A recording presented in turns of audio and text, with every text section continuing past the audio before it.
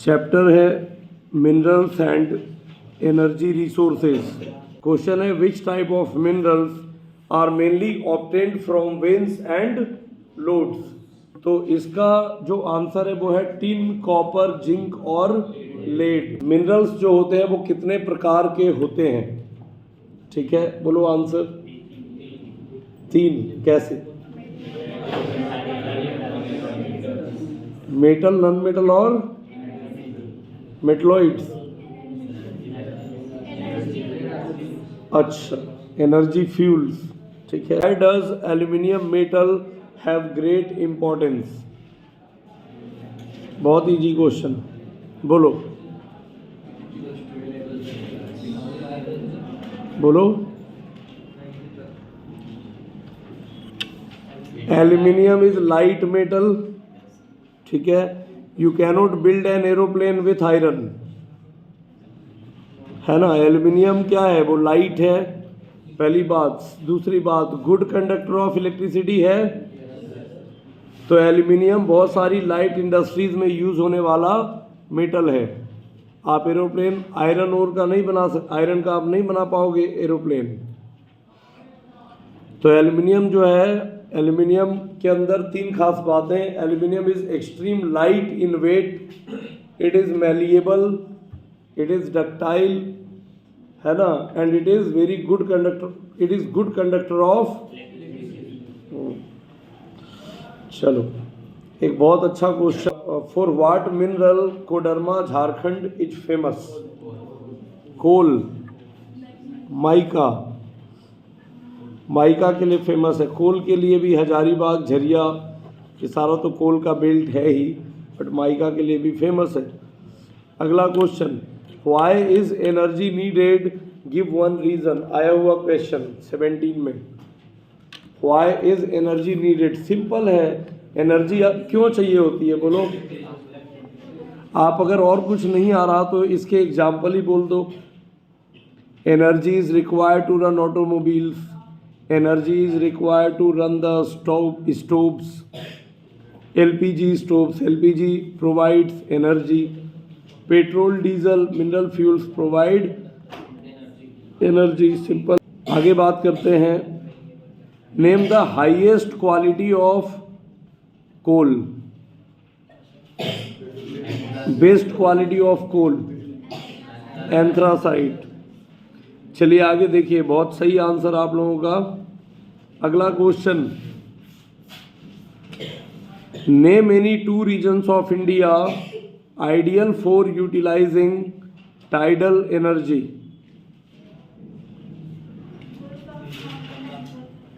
हाँ, gulf of Khambhat and gulf of Kutch. Tidal energy, tidal energy कैसे generate होती है? टाइड से। टाइड किस में आती है? सी में। चलो एक और अच्छा question, name important oil fields in Assam. Digboi कहाँ पे है? दिग्बोई असम में ही है ना। फिर इसके बाद नहरकटिया, याद कर लो। इसके बाद एक शॉर्ट क्वेश्चन लेते हैं, difference between ferrous and non ferrous minerals with example. Simple है, फेरस माने आयरन, तो फेरस मिनरल माने the minerals which contain iron, and non ferrous mineral is the minerals which doesn't contain iron. बहुत simple. ठीक है, ये एक point आप बड़े आसानी से लिख दोगे। सेकेंड, आप लिखोगे कि मिनरल्स जो फेरस मिनरल हैं, they are around 3/4 of the minerals available, है ना। They are 3/4 part of available minerals. ये कौन से हैं? फेरस। ठीक है। इसके बाद आप नॉन फेरस में लिखोगे, India has very less deposition of non ferrous minerals. ठीक है। इसके बाद आ जाओ इसके एग्जाम्पल में। तो एग्जाम्पल है आपका आयरन ओर, मैग्नीज, निकल, कोबाल्ट। ठीक है। और नॉन फेरस के एग्जाम्पल बोलो। है ना। सबसे पहले ज्वेलरी से शुरू किया करो, नॉन फेरस में, उसमें तो आयरन होता नहीं है, कॉमन सेंस की बात है, ख़त्म हो जाएगा। इसके बाद जो है एक और अच्छा क्वेश्चन देखो आने लायक, ये क्वेश्चन है आपका, mention the uses of manganese ओर।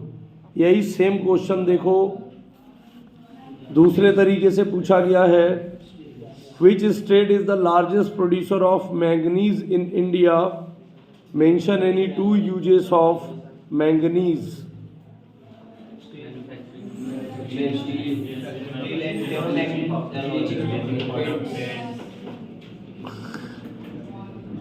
एक पॉइंट आपको मैंने पढ़ाते समय बताया होगा, it requires around 10 kg of manganese to prepare 1 ton of steel.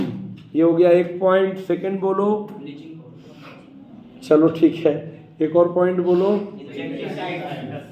ठीक है, और बोलो, ठीक है, और बोलो। मैंगनीज का एक बहुत इंपॉर्टेंट यूज आप लोग भूल रहे हो जो स्टील से रिलेटेड है। The more the manganese will be used in the formation of steel, in the making of steel, the more the harder would be the steel. जितना ज़्यादा आप मैंगनीज का यूज़ करोगे स्टील उतना ही, पढ़ा है ना, सिंपल यूज़ है ये भी, है ना। ब्लीचिंग पाउडर, इंसेक्टिसाइड्स, 100% सही पॉइंट्स है, आप इनको भी लिखोगे। चलिए आगे चलिए। इसके बाद बैटरीज और बैटरीज मैन्युफैक्चरिंग और पेंट आप लोग बोल ही चुके। चलिए इसके बाद एक और क्वेश्चन है, India is highly dependent on coal for meeting its commercial energy requirement, support the statement with 3 arguments. India कितना ज़्यादा डिपेंडेंट है कोल पे? पहला पॉइंट बोलो, सबसे पहला पॉइंट, सबसे इंपॉर्टेंट क्या है? थर्मल इलेक्ट्रिसिटी, इलेक्ट्रिसिटी नहीं थर्मल इलेक्ट्रिसिटी बोलो, है ना। इलेक्ट्रिसिटी आज हम जो है कम से कम 10 तरीके से प्रोड्यूस कर रहा है पूरा वर्ल्ड, तो आप जो है एकदम स्पेसिफिक लिखो, फिर गड़बड़ होगा, है ना। Coal is use to produce thermal electricity. और बोलो सेकेंड। चलो ठीक है, हालांकि अब कम हो गए हैं बट अभी भी सब्सटेंशियल यूज उसमें हो रहा है रेलवे इंजिन्स को ऑपरेट करने के लिए। अभी भी हमारे इंडिया में एक बहुत बड़ा पार्ट जो रेलवेज का है वो अनइलेक्ट्रीफाइड है, तो आप बिल्कुल लिख सकते हो श्योर। इसके बाद और क्या लिखोगे? Coal is used for substantial, मतलब coal has substantial usages in our nation. मतलब इसके अंदर हो गया कि कोल अभी भी बहुत इम्पोर्टेंट है हमारे देश के यूसेज के लिए, ठीक है। इसके बाद इंडस्ट्रियलाइजेशन, आज के डेट में भी आप देखो न जाने कितनी ऐसी इंडस्ट्रीज हैं अभी भी जिसके अंदर कोल का यूज़ किया जाता है। एक छोटी सी दुकान से लेकर एक बहुत बड़ी इंडस्ट्री तक अभी भी कोल का यूज़ करते हैं, तो एक पॉइंट आपका ये भी बन सकता है। छोटी सी दुकान जहाँ पे लिट्टी चोखा भी बनाया जाता है वहाँ भी कोल का यूज़ होता है, और बड़ी से बड़ी इंडस्ट्रीज चाहे वो पावर जनरेशन का काम कर रही है वहाँ भी कोल का यूज़ होता है। हाँ चलो इसके बाद देखो, natural gas is an important source of energy. 2017 set C में पूछा गया question, natural gas is an important source of energy, support the statement. अब बोलो नेचुरल गैस कौन कौन सी होती है? सीएनजी, और इसका तो लिख दोगे आंसर, बहुत इजी है। सीएनजी किस काम में यूज होती है? सीएनजी का फुल फॉर्म तो याद ही होगा, कंप्रेस्ड नेचुरल गैस। एलपीजी का भी याद होगा, ठीक है। तो अच्छा, सीएनजी के बारे में भी कभी कभी पूछ लिया जाता है, सुनो, सीएनजी के बारे में भी कभी कभी पूछ लिया जाता है। तो सीएनजी जो है वो क्लीनेस्ट फ्यूल है ना, for the mobility of vehicles, ठीक है। प्लस चलो, तो नेचुरल गैस का सबसे बड़ा बेनिफिट क्या है, बोलो सबसे बड़ा बेनिफिट। लो क्या कहते हैं कि low greenhouse, low emission of greenhouse gases like CO2, CO भी तो ग्रीन हाउस गैस है ना, तो आप ऐसे, हाँ, SO2 हो गया, CO2 हो गया और CO हो गया, कार्बन मोनोऑक्साइड, है ना। और बोलो, और एक अच्छा इंपॉर्टेंट पॉइंट जो बिल्कुल स्ट्रांग हो, बहुत easy, natural gases are environment friendly. अच्छा पॉइंट है कि नहीं, और बहुत इजी है, आपके दिमाग में रह सकता है बहुत आसानी से। चलो और बोलो, natural fuel is source of clean energy या क्लीन फ्यूल, ऐसे भी कह सकते हो, ठीक है। इसके बाद आप नेचुरल गैस की बात की जा रही है, तो अगर आप लिख दोगे कि it is used in vehicles in metro cities, तो गलत हो जाएगा क्या, नहीं, तो आप ये भी लिख सकते हो। चलो, एक बहुत अच्छा क्वेश्चन, आने लायक क्वेश्चन है, explain any 3 methods of conservation of minerals. 3 method बताओ जिससे हम मिनरल्स का कंजर्वेशन कर सकते हैं।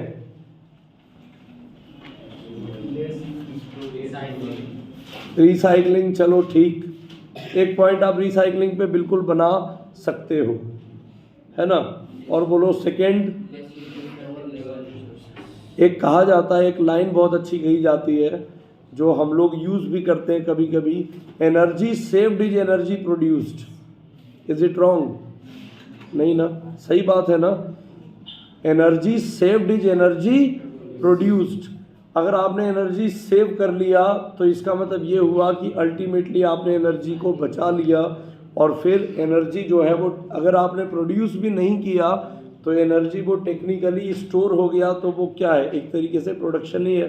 अगर आपने वेस्ट नहीं किया, इसीलिए कहीं आप बाहर जा रहे हो घर से तो लाइट्स वगैरह ऑफ करके जाओ, भले ही गाँव में जो है अभी भी बिल जो है वो 200 रुपये ही आता है, 150-200 फिक्स होता है, चाहे आप AC चलाओ, चाहे आप 1 टन का AC चलाओ कि 2 टन का AC चला लो, चाहे आप हीटर चला लो या इंडक्शन यूज़ कर लो, है ना। तो इस तरीके से जो है, हाँ, इसके बाद है, ठीक है, इसके बाद एक और बहुत अच्छा पॉइंट, सब्स्टिट्यूट अल्टरनेटिव। सब्स्टिट्यूट का मतलब अल्टरनेटिव, जिसके अल्टरनेटिव आपके पास अवेलेबल हो, ठीक है। तो सब्स्टिट्यूट जो होता है, for example aluminium is the substitute of copper, है ना, बात सही। एल्यूमिनियम किसका सब्स्टिट्यूट है, कॉपर का। अब भले ही वो तुम जो है उसमें जाओगे कि कौन ज़्यादा इलेक्ट्रिसिटी फ्लो करता है और वो सारी, तो वो एक अलग चीज़ है, बट है ना, है तो सही। तो यूज़ ऑफ अल्टरनेटिव मिनरल्स, ये भी एक पॉइंट इसमें हो सकता है। चलो आगे देखो, एक और अच्छा क्वेश्चन 2013 में आया हुआ, और आप इसको बचपन से पढ़ते आ रहे हो, बहुत आसानी से लिख सकते हो। Differentiate hydro electricity and thermal electricity. तो इसके अंदर कहीं कोई दिक्कत नहीं है, हाइड्रो इलेक्ट्रिसिटी जो है वो क्या है, हाँ बिल्कुल वाटर बेस्ड है ना, वो टरबाइन में पानी ऊपर से आता है, टरबाइन रोटेट करता है और इलेक्ट्रिसिटी प्रोड्यूस होती है। थर्मल जो है वो कोल, पेट्रोलियम, है ना, नेचुरल गैस को यूज़ करके थर्मल इलेक्ट्रिसिटी प्रोड्यूस होती है। हाइड्रो इलेक्ट्रिसिटी रिन्यूएबल है या नॉन रिन्यूएबल? थर्मल इलेक्ट्रिसिटी के अंदर जो यूज़ हो रहा है एनर्जी, नॉन रिन्यूएबल, एक पॉइंट हो गया। हाइड्रो इलेक्ट्रिसिटी पोल्यूटेंट है या नॉन पोल्यूटेंट? नॉन पोल्यूटेंट, तो आप लिख दोगे hydro electricity is non pollutant, है ना, इलेक्ट्रिसिटी प्रोडक्शन यूनिट लिख सकते हैं। और थर्मल इलेक्ट्रिसिटी जो है वो polluting system of power generation है। ठीक है, जिसका हमारे एनवायरनमेंट पे बहुत ज़्यादा इम्पैक्ट पड़ सकता है, पड़ता ही है, पड़ क्या सकता है, पड़ ही रहा है। अगला question, there is a pressing need. देखो इस क्वेश्चन को ज़रा ध्यान से सुनना और समझना। 2016 में आया हुआ, और एक बार में पढ़ के सुन के आपको समझ नहीं आएगा क्वेश्चन क्या पूछ रहा है। क्वेश्चन पूछता है, there is a pressing need to use renewable energy resources. ये एक स्टेटमेंट है डबल इन्वर्टेड कॉमाज में। Justify the statement with suitable arguments. बोलो कितने लोगों को समझ में आया, हाथ उठाओ। मैं स्टेटमेंट दोबारा बोलता हूँ, ध्यान से सुनना। There is a pressing need to use renewable energy resources. हाथ उठाओ, हाथ उठाइए। हर जगह जो है ना, हर जगह ट्रांसलेशन मत किया करो, हर जगह थोड़ा और दिमाग लगाओ। There is a pressing need to use renewable energy resources. हाथ उठाइए, कितने लोगों को समझ में आया। चलो मोहित हाथ उठाया, मोहित बताओ, प्रयास करो। नहीं, पहले क्वेश्चन का मीनिंग बताओ। तुम्हारा आंसर सही है, क्वेश्चन का मीनिंग बताओ।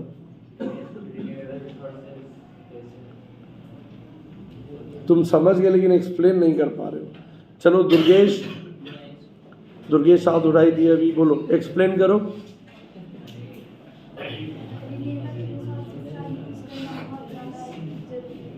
हाँ बैठो, एकदम सही, तुम भी बैठो, एकदम सही। रिन्यूएबल रिसोर्सेज का यूज करना नीड ऑफ द आवर है ना। It is a pressing need, मतलब we are under pressure that we must use renewable resources, है ना, because non renewable resources are vanishing from the planet as well as they have very bad impact on our environment। ठीक है, तो बहुत ज़रूरी है। अब इसके अंदर आप लिखना कैसे शुरू करोगे, dependence on petroleum based energy, for example coal, petrol, diesel, ठीक है, इवन आपके नेचुरल गैस, ये सब कहीं ना कहीं इससे क्या हो रहा है। सबसे पहले तो नॉन रिन्यूएबल है, खत्म हो रहे हैं। दूसरा क्या कर रहे हैं, पोल्यूशन क्रिएट कर रहे हैं, ग्लोबल वार्मिंग कर रहे हैं। अगले 30 साल, अगले 40 साल के बाद मुंबई समुद्र में डूबा हुआ होगा। वेनिस, इटली में वेनिस पानी में डूब चुका होगा। जितने भी मेट्रोपॉलिटन सिटीज़ या बड़े महानगर हैं पूरे दुनिया में, समुद्र के किनारे वो डूब चुके होंगे। क्यों? क्योंकि जो पोलर रीजन में जो आइस है वो मेल्ट हो रही है, पिघल रही है, और उसके पिघलने की वजह से जो वाटर होगा वो कहाँ पे आएगा,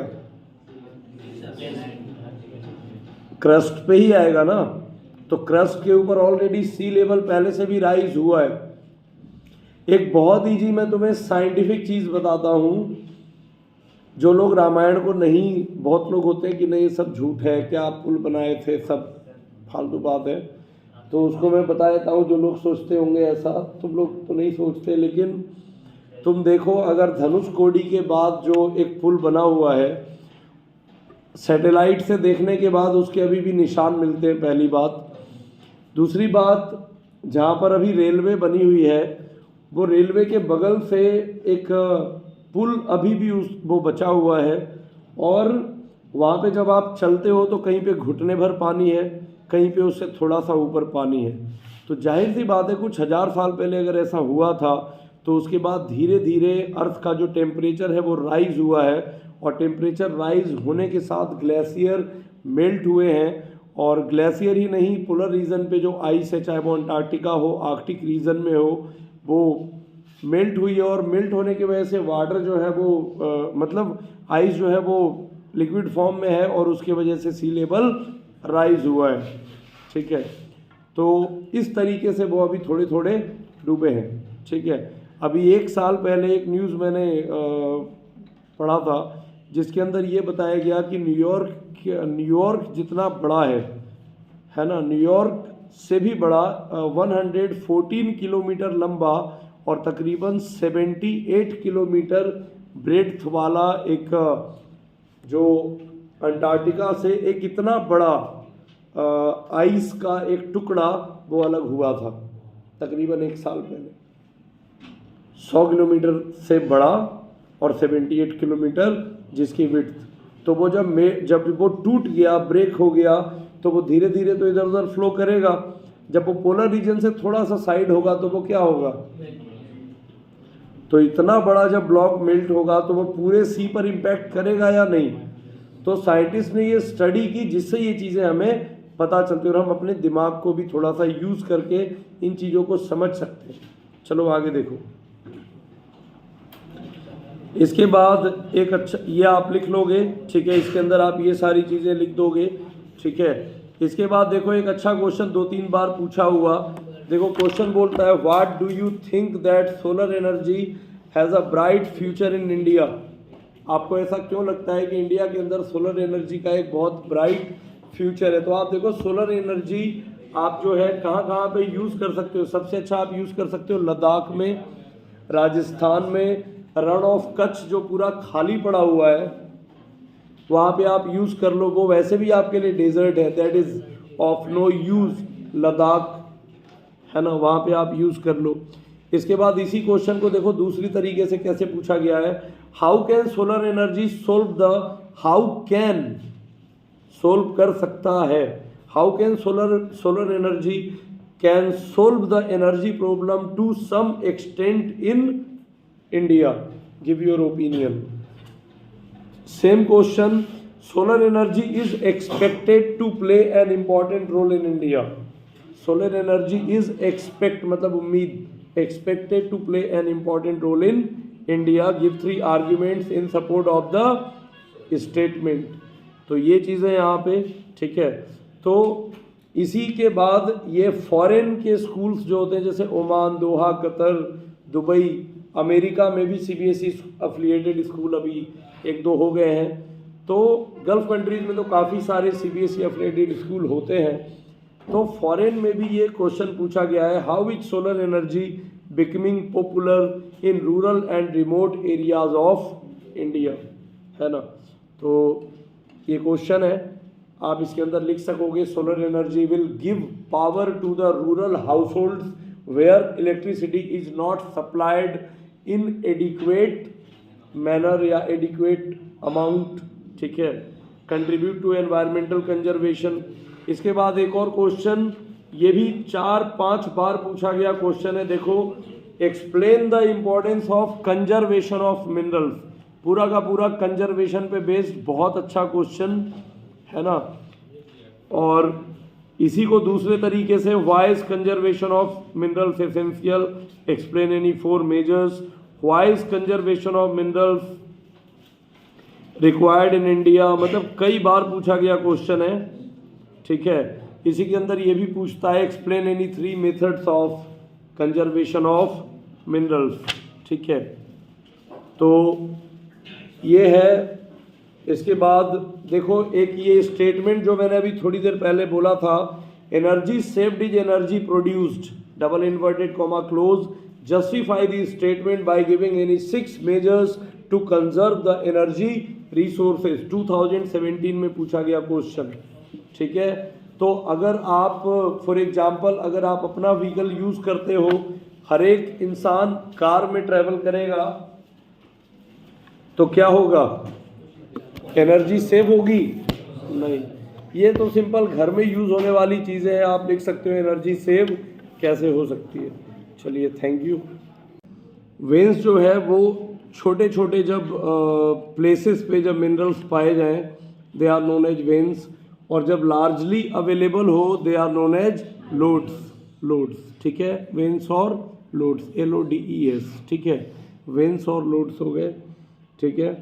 इसके बाद देखो क्वेश्चन एक आया हुआ है 2017 में,